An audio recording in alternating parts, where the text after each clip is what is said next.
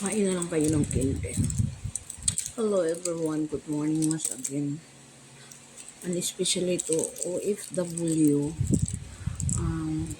Ngayon, mayroon naman tayo nasaghap ng balita. Balita nga, sirado na daw yung airport Qatar to Kuwait.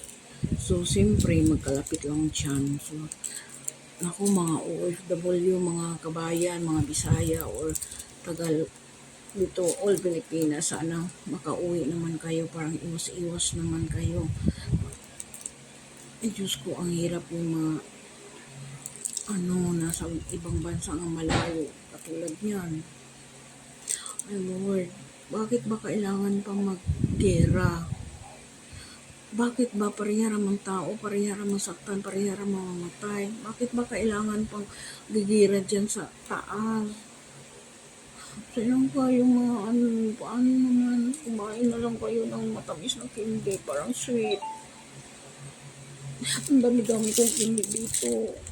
Ayaw ko po magkaroon ng gira. Gusto ko pa sa tamang panahon. Ayaw ko yung biglang. Gusto.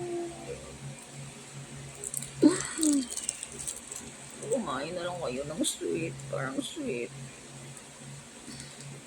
Lord, di pala yun ang gira doon sa inyo. Ang hirap. Ikaw, Ginoo ko eh. Bakit ba? Kailangan pa talaga magira, kakatakot. Nakita mo naman yung mga tao nagtago-tago.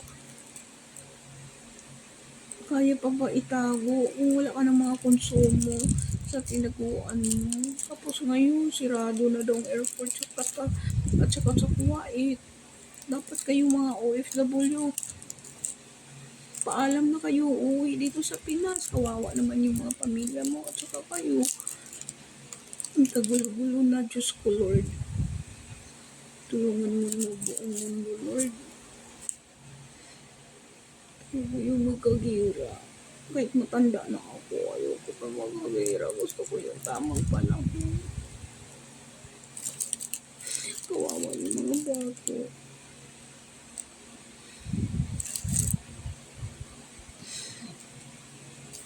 Ay, nalang ko yung sweet.